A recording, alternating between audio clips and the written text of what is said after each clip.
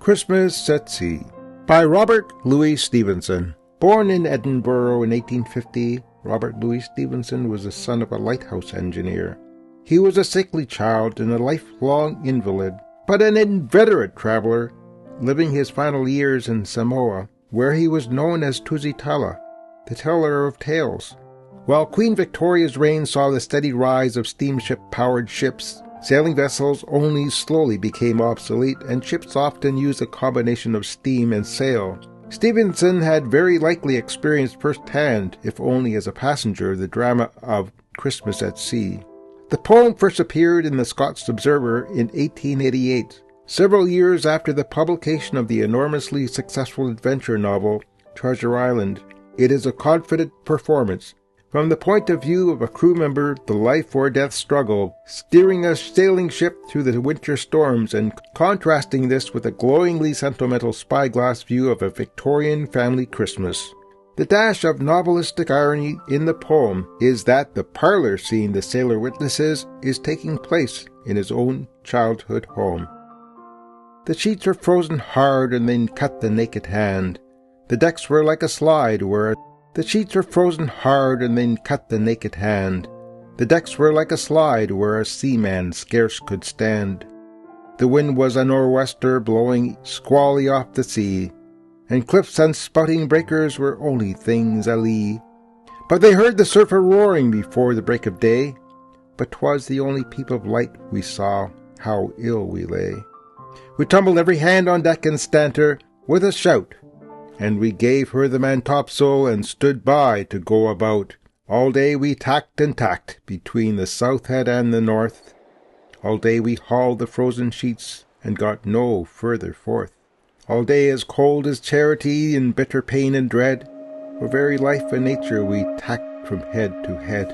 We gave the south the wider berth, for there the tide race roared, but every tack we made, we brought the north head close aboard. So's we saw the cliffs and houses and the breakers running high, and the coast guard in his garden with his glass against his eye. The frost was on the village roofs as white as ocean foam. The good red fires were burning bright in every longshore home. The windows sparkled clear and the chimneys volleyed out, and I vow we sniffed the victuals as the vessel went about. The bells upon the church were rung with a mighty jovial cheer, for it's just that I should tell you how, of all days in the year, this day of our adversity was blessed Christmas morn, and the house above the coastguards was a house where I was born. Oh well, I saw the pleasant room, the pleasant faces there, my mother's silver spectacles, my father's silver hair, and well I saw the firelight like the flight of homely elves go dancing round the china plates that stand upon the shelves. And well I knew the talk they had, the talk that was of me, of shadow on the household and the sun that went to sea.